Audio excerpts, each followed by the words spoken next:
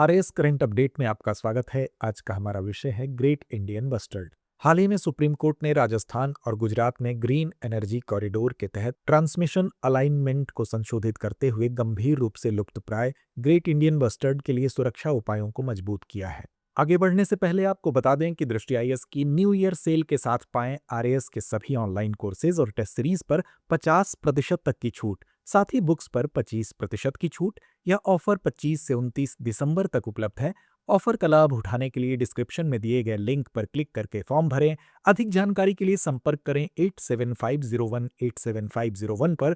Download करें दृष्टि learning app.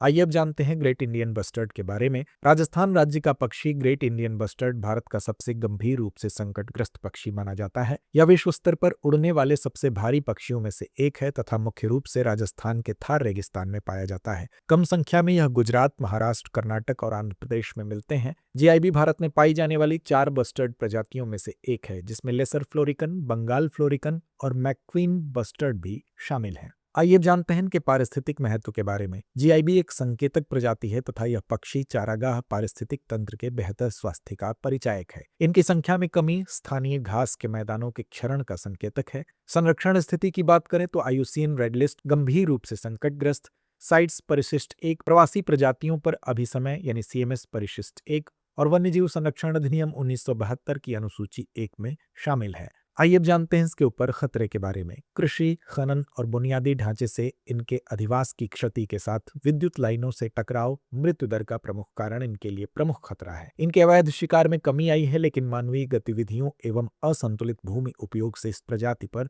नकारात्मक प्रभाव पड़ा है। आइए अब जानते हैं इनके संरक्षण के प्रयास को।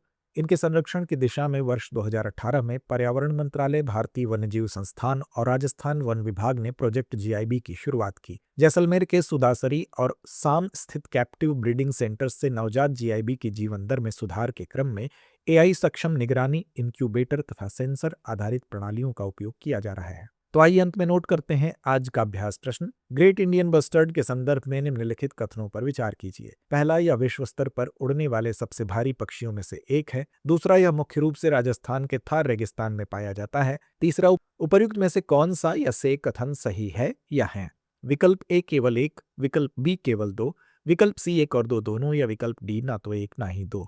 तो इस प्रश्न का जवाब कमेंट बॉक्स में देना ना भूलें। धन्यवाद। Introducing Drishti IAS Everyday Wear, the casual jacket and the polo neck t-shirt, perfect for everyday and casual wear.